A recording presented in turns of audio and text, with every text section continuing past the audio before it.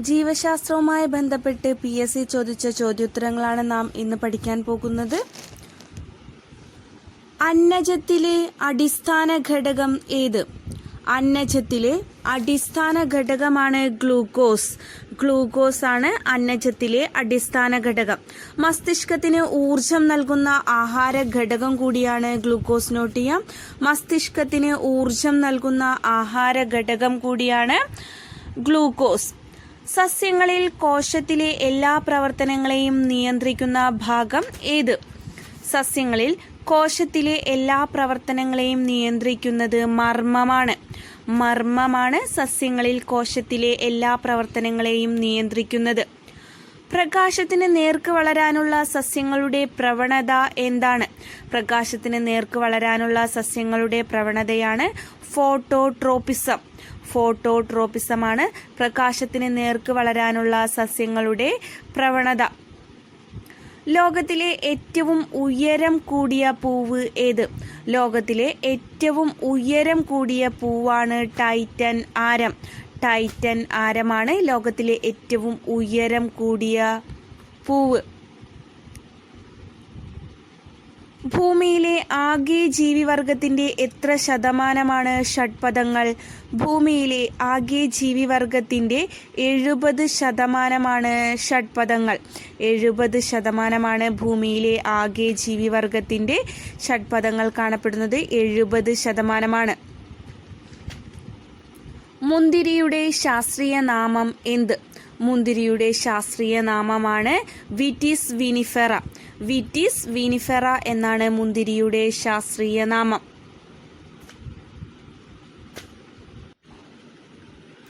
അരി, കപ്പ, ചേന, ചേമ്പ് എന്നീ ഭക്ഷ്യവിഭവങ്ങളിൽ അടങ്ങിയിട്ടുള്ള പോഷക ഘടകം ഏത്? അരി, കപ്പ, ചേന, ചേമ്പ് എന്നീ ഭക്ഷ്യവിഭവങ്ങളിൽ അടങ്ങിയിട്ടുള്ള പോഷക ഘടകമാണ് അന്നജം. അന്നജമാണ് അരി, കപ്പ, ചേന, ചേമ്പ് എന്നീ ഭക്ഷ്യവിഭവങ്ങളിൽ അടങ്ങിയിട്ടുള്ള പോഷക ഘടകം. ധാന്യകം ഏത് രൂപത്തിലാണ് സീവ് നാളിയിലേക്ക് നീങ്ങുന്നത്? 2016 UP അസിസ്റ്റന്റ് ക്വസ്റ്റ്യൻ ആയിരുന്നു ഇത്. ധാന്യകം ഏത് രൂപത്തിലാണ് സീവ് നാളിയിലൂടെ നീങ്ങുന്നത്? സൂക്രോസ്. ധാന്യകം ഏതു രൂപത്തിലാണ് സീവ് നാളിയിലൂടെ നീങ്ങുന്നത് എന്ന് ചോദിച്ചാൽ സൂക്രോസ്. സൂക്രോസിലൂടെയാണ് ധാന്യകം, സൂക്രോസ് രൂപത്തിലൂടെയാണ് ധാന്യകം സീവ് നാളിയിലൂടെ നീങ്ങുന്നത്. ഭക്ഷണ പദാർത്ഥങ്ങളുടെ അഭാവത്തിൽ ആമാശയത്തിൽ ഉൽപ്പാദിപ്പിക്കപ്പെടുന്ന ഹോർമോൺ ഏത്? ഭക്ഷണ പദാർത്ഥങ്ങളുടെ അഭാവത്തിൽ ആമാശയത്തിൽ ഉൽപ്പാദിപ്പിക്കപ്പെടുന്ന ഹോർമോണാണ് ഗ്രലിൻ.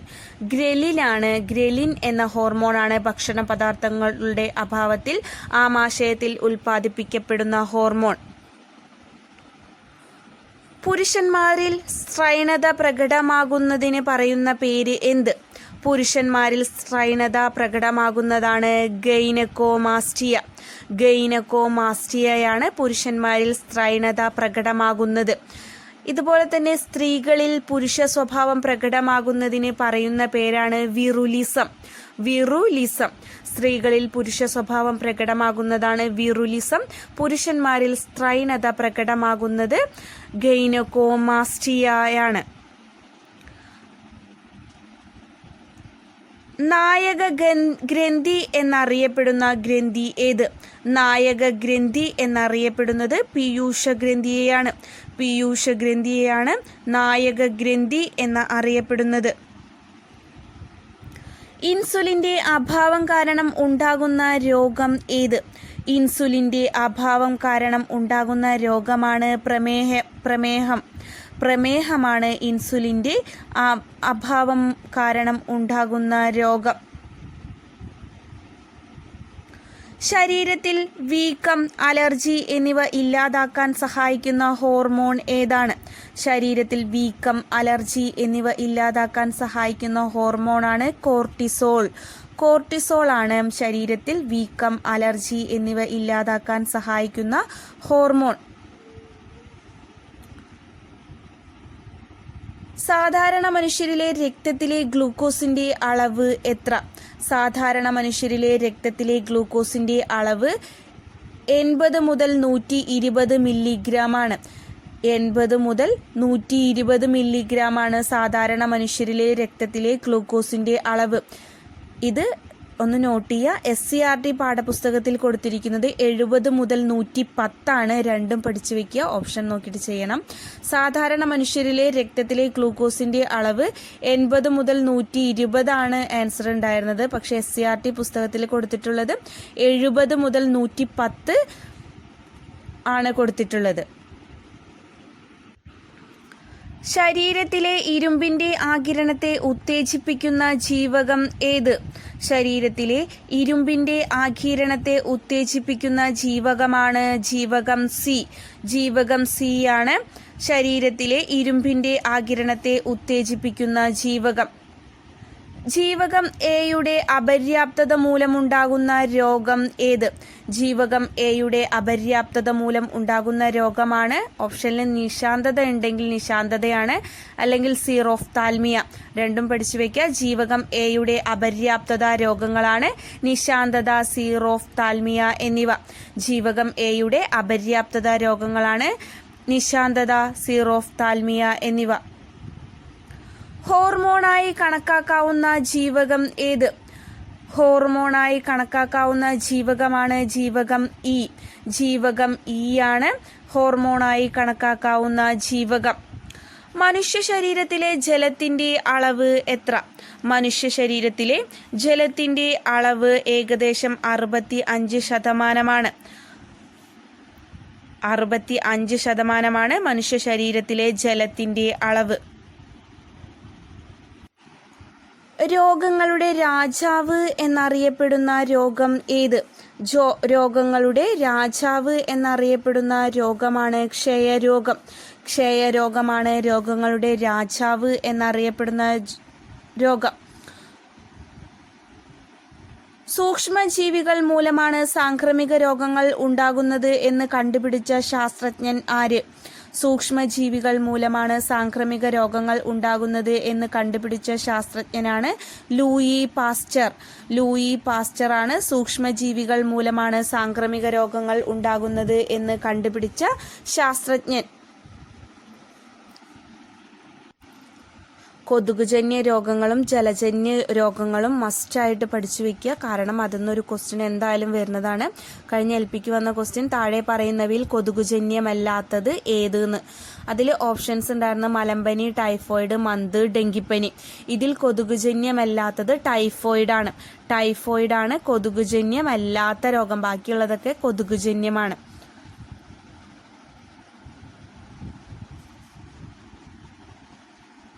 ലോകാരോഗ്യ സംഘടനയുടെ കണക്കുകൾ പ്രകാരം ഏറ്റവും കൂടുതൽ ആളുകൾ മരിക്കാൻ കാരണമാകുന്ന രോഗം ഏത്? ലോകാരോഗ്യ സംഘടനയുടെ കണക്കുകൾ പ്രകാരം ഏറ്റവും കൂടുതൽ ആളുകൾ മരിക്കാൻ കാരണമാകുന്ന രോഗമാണ് ക്ഷയരോഗം. ക്ഷയരോഗമാണ് ലോകാരോഗ്യ സംഘടനയുടെ കണക്കുകൾ പ്രകാരം ഏറ്റവും കൂടുതൽ ആളുകൾ മരിക്കാൻ കാരണമാകുന്ന രോഗം. എയ്ഡ്സ് തിരിച്ചറിയാനായി നടത്തുന്ന പ്രാഥമിക പരിശോധന ഏതാണ്? എയ്ഡ്സ് തിരിച്ചറിയാനായി നടത്തുന്ന പ്രാഥമിക പരിശോധനയാണ് എലീസ ടെസ്റ്റ്. എലീസ ടെസ്റ്റാണ് എയ്ഡ്സ് തിരിച്ചറിയാനായി നടത്തുന്ന പ്രാഥമിക പരിശോധന. പ്ലേഗ് ഉണ്ടാക്കുന്ന രോഗകാരി ഏതാണ്? പ്ലേഗ് ഉണ്ടാക്കുന്ന രോഗകാരിയാണ് എർസീനിയ പെസ്റ്റിസ്. എർസീനിയ പെസ്റ്റിസ് ആണ് പ്ലേഗ് ഉണ്ടാക്കുന്ന രോഗകാരി. എർസീനിയ പെസ്റ്റിസ് ആണ് പ്ലേഗ് ഉണ്ടാക്കുന്ന രോഗകാരി. സിഫിലിസ് രോഗത്തിന് കാരണമായ രോഗകാരി ഏതാണ്?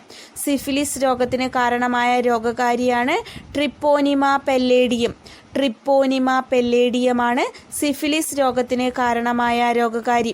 ട്രിപ്പോനിമ പെല്ലേഡിയമാണ് സിഫിലിസ് രോഗത്തിന് കാരണമായ രോഗകാരി. കേരള ഗവൺമെന്റ് മാരക രോഗങ്ങളുടെ ചികിത്സയ്ക്കായി നടപ്പാക്കി വരുന്ന പദ്ധതി ഏതാണ്? കേരള ഗവൺമെന്റ് മാരക രോഗങ്ങളുടെ ചികിത്സയ്ക്കായി നടപ്പാക്കി വരുന്ന പദ്ധതിയാണ് കാരുണ്യ. കാരുണ്യയാണ് കേരള ഗവൺമെന്റ് മാരക രോഗങ്ങളുടെ ചികിത്സയ്ക്കായി നടപ്പാക്കി വരുന്ന പദ്ധതി. ശരീരകോശങ്ങൾക്ക് കേടുണ്ടാകാതെ രോഗാണുക്കളെ നിയന്ത്രിക്കുന്ന ഔഷധങ്ങൾ ഏതാണ്? ശരീരകോശങ്ങൾക്ക് കേടുണ്ടാകാതെ രോഗാണുക്കളെ നിയന്ത്രിക്കുന്ന ഔഷധങ്ങളാണ് ആന്റിസെപ്റ്റിക്കുകൾ. ആന്റിസെപ്റ്റിക്കാണ് ശരീരകോശങ്ങൾക്ക് കേടുണ്ടാകാതെ രോഗാണുക്കളെ നിയന്ത്രിക്കുന്ന ഔഷധങ്ങൾ. വൈദ്യശാസ്ത്രത്തിന്റെ പിതാവ് ആര്? വൈദ്യശാസ്ത്രത്തിന്റെ പിതാവാണ് ഹിപ്പോക്രാറ്റസ്. ഹിപ്പോക്രാറ്റസ് ആണ് വൈദ്യശാസ്ത്രത്തിന്റെ പിതാവ്. ആധുനിക വൈദ്യശാസ്ത്രത്തെ അലോപ്പതി എന്ന പദം ഉപയോഗിച്ച് ആദ്യമായി വിശേഷിപ്പിച്ചത് ആര്? ആധുനിക വൈദ്യശാസ്ത്രത്തെ അലോപ്പതി എന്ന പദം ഉപയോഗിച്ച് ആദ്യമായി വിശേഷിപ്പിച്ചത് സാമുവൽ ഹാനിമാനാണ്. ഹോമിയോപ്പതി ചികിത്സാ സമ്പ്രദായം വികസിപ്പിച്ചെടുത്ത സാമുവൽ ഹാനിമാനാണ് ആധുനിക വൈദ്യശാസ്ത്രത്തെ അലോപ്പതി എന്ന പദം ഉപയോഗിച്ച് ആദ്യമായി വിശേഷിപ്പിച്ചത്. രണ്ടും പഠിച്ചിരിക്കുക, രണ്ടും ചോദിച്ചിട്ടുള്ളതാണ്. ഹോമിയോപ്പതി ചികിത്സാ സമ്പ്രദായം വികസിപ്പിച്ചെടുത്തത് സാമുവൽ ഹാനിമാനാണ്. Samuel Hahnemann. ഇന്ത്യയിൽ പെൻസിലിൻ നിർമ്മിക്കുന്ന ഫാക്ടറി സ്ഥിതി ചെയ്യുന്നത് എവിടെ? ഇന്ത്യയിൽ പെൻസിലിൻ നിർമ്മിക്കുന്ന ഫാക്ടറി സ്ഥിതി ചെയ്യുന്നത് പിംപ്രിയിലാണ്. പിംപ്രി, മഹാരാഷ്ട്രയിലെ പിംപ്രിയിലാണ് ഇന്ത്യയിൽ പെൻസിലിൻ നിർമ്മിക്കുന്ന ഫാക്ടറി സ്ഥിതി ചെയ്യുന്നത്. ആന്റിബയോട്ടിക്കുകളുടെ രാജാവ് എന്നറിയപ്പെടുന്നത് പെൻസിലിനെയാണ്. ആന്റിബയോട്ടിക്കുകളുടെ രാജാവ് എന്നറിയപ്പെടുന്നത് പെൻസിലിനാണ്. ഇന്ത്യയിൽ പെൻസിലിൻ നിർമ്മിക്കുന്ന ഫാക്ടറി സ്ഥിതി ചെയ്യുന്നത് മഹാരാഷ്ട്രയിലെ പിംപ്രി. വസൂരി രോഗത്തിന് വാക്സിൻ കണ്ടെത്തിയത് ആര്? വസൂരി രോഗത്തിന് വാക്സിൻ കണ്ടെത്തിയത് എഡ്വേർഡ് ജെന്നറാണ്.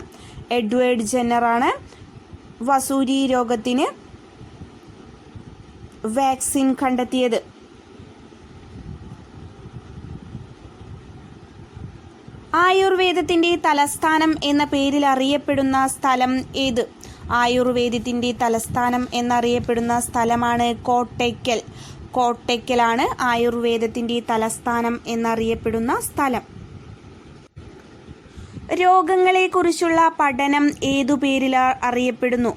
രോഗങ്ങളെക്കുറിച്ചുള്ള പഠനത്തെ പാത്തോളജി എന്നാണ് അറിയപ്പെടുന്നത്. രോഗങ്ങളെക്കുറിച്ചുള്ള പഠനമാണ് പാത്തോളജി. പാത്തോളജിയാണ് രോഗങ്ങളെക്കുറിച്ചുള്ള പഠനം. ജനിതക ശാസ്ത്രത്തിന്റെ പിതാവ് ആരാണ്? ജനിതക ശാസ്ത്രത്തിന്റെ പിതാവാണ് ഗ്രിഗർ മെൻഡൽ. ഗ്രിഗർ മെൻഡലാണ് ജനിതക ശാസ്ത്രത്തിന്റെ പിതാവ്. ഗ്രിഗർ മെൻഡലാണ് ജനിതക ശാസ്ത്രത്തിന്റെ പിതാവ്. സംസ്ഥാന വൈറോളജി ഇൻസ്റ്റിറ്റ്യൂട്ട് സ്ഥിതി ചെയ്യുന്നത് എവിടെയാണ്? സംസ്ഥാന വൈറോളജി ഇൻസ്റ്റിറ്റ്യൂട്ട് സ്ഥിതി ചെയ്യുന്നത് ആലപ്പുഴയിലാണ്. ആലപ്പുഴയിലാണ് സംസ്ഥാന വൈറോളജി ഇൻസ്റ്റിറ്റ്യൂട്ട് സ്ഥിതി ചെയ്യുന്നത്. ജീൻ എന്ന പദം ആദ്യമായി ഉപയോഗിച്ച ശാസ്ത്രജ്ഞൻ ആരാണ്? ജീൻ എന്ന പദം ആദ്യമായി ഉപയോഗിച്ച ശാസ്ത്രജ്ഞനാണ് ജോഹാൻസൺ. ജോഹാൻസൺ ആണ് ജീൻ എന്ന പദം ആദ്യമായി ഉപയോഗിച്ച ശാസ്ത്രജ്ഞൻ. DNA-യുടെ ചുറ്റുഗോവണി മാതൃക അവതരിപ്പിച്ച ശാസ്ത്രജ്ഞർ ആരാണ്? DNA-യുടെ ചുറ്റുഗോവണി മാതൃക അവതരിപ്പിച്ച ശാസ്ത്രജ്ഞനാണ് James Watson and Francis Crick എന്നിവർ. DNA-യുടെ ചുറ്റുഗോവണി മാതൃക അവതരിപ്പിച്ച ശാസ്ത്രജ്ഞനാണ് ജെയിംസ് വാട്സണും ഫ്രാൻസിസ് ക്രിക്കും. James Watson and Francis Crick. ഏറ്റവും കൂടുതൽ ക്രോമസോം സംഖ്യ ഉള്ള സസ്യം ഏത്? ഏറ്റവും കൂടുതൽ ക്രോമസോം സംഖ്യ ഉള്ള സസ്യമാണ് ഓഫിയോഗ്ലോസം റെട്ടിക്കുലേറ്റം. ഓഫിയോഗ്ലോസം റെട്ടിക്കുലേറ്റം ആണ് ഏറ്റവും കൂടുതൽ ക്രോമസോം സംഖ്യ ഉള്ള സസ്യം. ഏറ്റവും കൂടുതൽ ക്രോമസോം സംഖ്യ ഉള്ള സസ്യമാണ് ഓഫിയോഗ്ലോസം റെട്ടിക്കുലേറ്റം.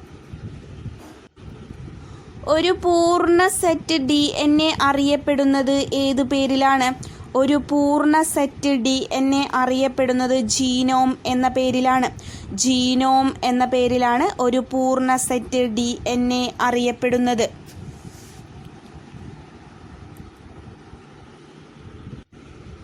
ക്ലോണിങ്ങിലൂടെ ആദ്യ ജീവിയെ വികസിപ്പിച്ചെടുത്ത സ്ഥാപനം ഏത്? ക്ലോണിങ്ങിലൂടെ ആദ്യ ജീവിയെ വികസിപ്പിച്ചെടുത്ത സ്ഥാപനമാണ് സ്കോട്ട്ലൻഡിലെ റോസ്ലിൻ ഇൻസ്റ്റിറ്റ്യൂട്ട്. സ്കോട്ട്ലൻഡിലെ റോസ്ലിൻ ഇൻസ്റ്റിറ്റ്യൂട്ടിൽ വെച്ചാണ് ക്ലോണിങ്ങിലൂടെ ആദ്യ ജീവിയെ വികസിപ്പിച്ചെടുത്ത സ്ഥാപനം. ആദ്യകാലത്തെ ജീവിയുടെ അവശിഷ്ടങ്ങൾ ഏതു പേരിലാണ് അറിയപ്പെടുന്നത്? ആദിമകാലത്തെ ജീവിയുടെ അവശിഷ്ടങ്ങൾ ഫോസിലുകൾ എന്ന പേരിലാണ് അറിയപ്പെടുന്നത്. ഫോസിലുകൾ എന്ന പേരിലാണ് ആദിമകാലത്തെ ജീവിയുടെ അവശിഷ്ടങ്ങൾ അറിയപ്പെടുന്നത്. പരിണാമ സിദ്ധാന്തത്തിൻ്റെ ഉപജ്ഞാതാവ് ആര്? പരിണാമ സിദ്ധാന്തത്തിൻ്റെ ഉപജ്ഞാതാവാണ് ചാൾസ് ഡാർവിൻ. ചാൾസ് ഡാർവിനാണ് പരിണാമ സിദ്ധാന്തത്തിൻ്റെ ഉപജ്ഞാതാവ്. ആധുനിക വർഗീകരണ ശാസ്ത്രത്തിൻ്റെ പിതാവ് എന്നറിയപ്പെടുന്നത് ആരെയാണ്? ആധുനിക വർഗീകരണ ശാസ്ത്രത്തിൻ്റെ പിതാവ് എന്നറിയപ്പെടുന്നത് കാൾ ലിനേയസിനെയാണ്. ആധുനിക വർഗീകരണ ശാസ്ത്രത്തിൻ്റെ പിതാവ് എന്നറിയപ്പെടുന്നത് കാൾ ലിനേയസ്. കാൾ ലിനേയസ് ആണ് ആധുനിക വർഗീകരണ ശാസ്ത്രത്തിൻ്റെ പിതാവ്. സസ്യശാസ്ത്രത്തിൻ്റെ പിതാവ് എന്നറിയപ്പെടുന്നത് തിയോഫ്രാസ്റ്റസ്. തിയോഫ്രാസ്റ്റസിനെയാണ് സസ്യശാസ്ത്രത്തിൻ്റെ പിതാവ് എന്നറിയപ്പെടുന്നത്. സസ്യശാസ്ത്രത്തിൻ്റെ പിതാവാണ് തിയോഫ്രാസ്റ്റസ്. ജീവശാസ്ത്രത്തിൻ്റെ പിതാവ് എന്നറിയപ്പെടുന്നത് അരിസ്റ്റോട്ടിലിനെയാണ്. ഇതൊക്കെ ചോദിച്ചിട്ടുള്ളതാണ്, നോട്ട് ചെയ്ത് വയ്ക്കാം. ജീവശാസ്ത്രത്തിൻ്റെ പിതാവാണ് അരിസ്റ്റോട്ടിൽ. സസ്യശാസ്ത്രത്തിൻ്റെ പിതാവാണ് തിയോഫ്രാസ്റ്റസ്. ആധുനിക വർഗീകരണ ശാസ്ത്രത്തിൻ്റെ പിതാവ് എന്നറിയപ്പെടുന്നത് Carl Linnaeus. Carl Linnaeus. Species എന്ന പദം ആദ്യമായി ഉപയോഗിച്ച വ്യക്തി ആര്? സ്പീഷീസ് എന്ന പദം ആദ്യമായി ഉപയോഗിച്ചത് ജോൺ റേ ആണ്. ജോൺ റേ ആണ് സ്പീഷീസ് എന്ന പദം ആദ്യമായി ഉപയോഗിച്ചത്. കേരളത്തിലെ സസ്യസമ്പത്തിനെ കുറിച്ചുള്ള ആദ്യ പുസ്തകം ഏത്? കേരളത്തിലെ സസ്യസമ്പത്തിനെ കുറിച്ചുള്ള ആദ്യ പുസ്തകമാണ് ഹോർത്തൂസ് മലബാറിക്കസ്. ഹോർത്തൂസ് മലബാറിക്കസ് ആണ് കേരളത്തിലെ സസ്യസമ്പത്തിനെ കുറിച്ചുള്ള ആദ്യ പുസ്തകം. പാലിനെ തൈരാക്കുന്ന സൂക്ഷ്മജീവി ഏത്? പാലിനെ തൈരാക്കുന്ന സൂക്ഷ്മജീവിയാണ് ബാക്ടീരിയ. ബാക്ടീരിയയാണ് പാലിനെ തൈരാക്കുന്ന സൂക്ഷ്മജീവി. ജീവനുള്ള വസ്തുക്കളിൽ പ്രവേശിക്കുമ്പോൾ മാത്രം ജീവൻ ലഭിക്കുന്ന ജീവികൾ ഏവ? ജീവനുള്ള വസ്തുക്കളിൽ പ്രവേശിക്കുമ്പോൾ മാത്രം ജീവൻ ലഭിക്കുന്നവയാണ് വൈറസുകൾ. വൈറസുകളാണ് ജീവനുള്ള വസ്തുക്കളിൽ പ്രവേശിക്കുമ്പോൾ മാത്രം ജീവൻ ലഭിക്കുന്ന ജീവിവർഗം. ഭൂമിയുടെ കാന്തശക്തി അനുസരിച്ച് സഞ്ചരിക്കുന്ന ജീവി ഏത്? ഭൂമിയുടെ കാന്തശക്തി അനുസരിച്ച് സഞ്ചരിക്കുന്ന ജീവിയാണ് ഒച്ച്. ഒച്ചാണ് ഭൂമിയുടെ കാന്തശക്തി അനുസരിച്ച് സഞ്ചരിക്കുന്ന ജീവി. അമീബയുടെ സഞ്ചാരാവയവം ഏത്? അമീബയുടെ സഞ്ചാരാവയവമാണ് കപടപാദം. കപടപാദമാണ് അമീബയുടെ സഞ്ചാരാവയവം. ശരീരത്തിൽ ഞരമ്പുകൾ ഇല്ലാത്ത ജീവിവർഗം ഏതാണ്? ശരീരത്തിൽ ഞരമ്പുകൾ ഇല്ലാത്ത ജീവിവർഗമാണ് ഷഡ്പദം. ഷഡ്പദമാണ് ശരീരത്തിൽ ഞരമ്പുകൾ ഇല്ലാത്ത ജീവിവർഗം. നൃത്തം ചെയ്ത് ആശയവിനിമയം നടത്തുന്ന ജീവി ഏത്?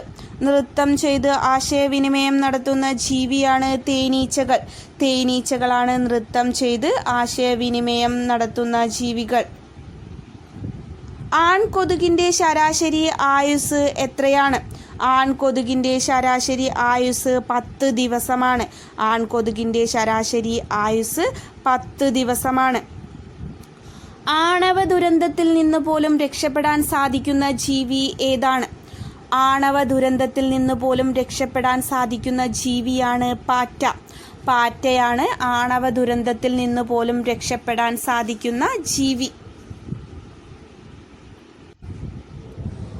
ഉരഗങ്ങളുടെ സുവർണ കാലഘട്ടം എന്നറിയപ്പെടുന്ന കാലഘട്ടം ഏത്?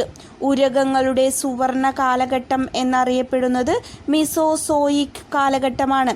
മീസോസോയിക് കാലഘട്ടമാണ് ഉരഗങ്ങളുടെ സുവർണ കാലഘട്ടം എന്നറിയപ്പെടുന്നത്. അമീബയുടെ വിസർജനാവയവങ്ങൾ ഏത്? അമീബയുടെ വിസർജനാവയവങ്ങളാണ് സങ്കോചഫേനങ്ങൾ. സങ്കോചഫേനങ്ങളാണ് അമീബയുടെ വിസർജനാവയവങ്ങൾ. കൺഫ്യൂഷൻ വരുന്ന ഒരു ഏരിയയാണിത്. മണ്ണിരയുടെ വിസർജനാവയവം നെഫ്രീഡിയാണ്. നാടവിരയുടെ വിസർജനാവയവം ഫ്ലൈയിം സെൽ ആണ് നാടവിരയുടെ വിസർജനാവയവം. അമീബയുടെ വിസർജനാവയവം സങ്കോചഫേനങ്ങൾ, മണ്ണിരയുടെ വിസർജനാവയവം നെഫ്രീഡിയ, നാടവിരയുടെ വിസർജനാവയവം ഫ്ലൈയിം സെൽ. സസ്യങ്ങൾക്ക് ജീവനുണ്ട് എന്ന് കണ്ടെത്തിയ ഇന്ത്യൻ ശാസ്ത്രജ്ഞൻ ആര്? സസ്യങ്ങൾക്കും ജീവനുണ്ട് എന്ന് കണ്ടെത്തിയ ഇന്ത്യൻ ശാസ്ത്രജ്ഞനാണ് ജെ.സി. ബോസ്. ജെ.സി. ബോസ് ആണ് സസ്യങ്ങൾക്കും ജീവനുണ്ട് എന്ന് കണ്ടെത്തിയ ഇന്ത്യൻ ശാസ്ത്രജ്ഞൻ. ജെ.സി. ബോസുമായി ബന്ധപ്പെട്ടിട്ടുള്ള മറ്റൊരു ക്വസ്റ്റ്യനാണ് നോട്ട് ചെയ്യുക. ടാഗോറിന്റെ ഗീതാഞ്ജലിയിൽ പരാമർശിക്കപ്പെടുന്ന സസ്യശാസ്ത്രജ്ഞനാണ് ജെ.സി. ബോസ്. ടാഗോറിന്റെ ഗീതാഞ്ജലിയിൽ പരാമർശിക്കപ്പെടുന്ന സസ്യശാസ്ത്രജ്ഞനാണ് ജെ.സി. ബോസ്. പുല്ലുവർഗത്തിലെ ഏറ്റവും വേഗത്തിൽ വളരുന്ന സസ്യം ഏത്? പുല്ലുവർഗത്തിലെ ഏറ്റവും വേഗത്തിൽ വളരുന്ന സസ്യമാണ് മുള. മുളയാണ് പുല്ലുവർഗത്തിൽ ഏറ്റവും വേഗത്തിൽ വളരുന്ന സസ്യം. സസ്യത്തിന്റെ മൃദുഭാഗങ്ങൾ നിർമ്മിച്ചിരിക്കുന്ന കലകൾക്ക് പറയുന്ന പേര്? സസ്യത്തിന്റെ മൃദുഭാഗങ്ങൾ നിർമ്മിച്ചിരിക്കുന്ന കലകളാണ് പേരൻകൈമ. പേരൻകൈമയാണ് സസ്യത്തിന്റെ മൃദുഭാഗങ്ങൾ നിർമ്മിച്ചിട്ടുള്ള കലകൾ. ബുദ്ധി, ചിന്ത, ഭാവനം, വിവേചനം, ഓർമ്മ, ബോധം എന്നിവയുമായി ബന്ധപ്പെട്ട തലച്ചോറിലെ ഭാഗം ഏത്? ബുദ്ധി, ചിന്ത, ഭാവന, വിവേചനം, ഓർമ്മ, ബോധം എന്നിവയുമായി ബന്ധപ്പെട്ട തലച്ചോറിലെ ഭാഗമാണ് സെറിബ്രം. സെറിബ്രമാണ് ബുദ്ധി, ചിന്ത, ഭാവന, വിവേചനം, ഓർമ്മ, ബോധം എന്നിവയുമായി ബന്ധപ്പെട്ട തലച്ചോറിലെ ഭാഗം. ദീർഘദൃഷ്ടി പരിഹരിക്കാൻ ഉപയോഗിക്കുന്ന ലെൻസ് ഏത്? ദീർഘദൃഷ്ടി പരിഹരിക്കാൻ ഉപയോഗിക്കുന്ന ലെൻസാണ് കോൺവെക്സ് ലെൻസ്. Convex lens. കൃത്രിമ പരാഗണത്തിലൂടെ മാത്രം കായ് പിടിക്കുന്ന സസ്യം ഏത്? കൃത്രിമ പരാഗണത്തിലൂടെ മാത്രം കായ് പിടിക്കുന്ന സസ്യമാണ് വാനില. വാനിലയാണ് കൃത്രിമ പരാഗണത്തിലൂടെ മാത്രം കായ് പിടിക്കുന്ന സസ്യം. ജീവശാസ്ത്രവുമായി ബന്ധപ്പെട്ട് ഇനിയും ഒരുപാട് ക്വസ്റ്റ്യൻസ് ഉണ്ട്. നമ്മൾ ഇന്ന് കുറച്ച് ക്വസ്റ്റ്യൻസാണ് ഡിസ്കസ് ചെയ്തിട്ടുള്ളൂ. അടുത്ത ക്ലാസ്സിൽ ബാക്കി നമുക്ക് ഡിസ്കസ് ചെയ്യാം. Thank you.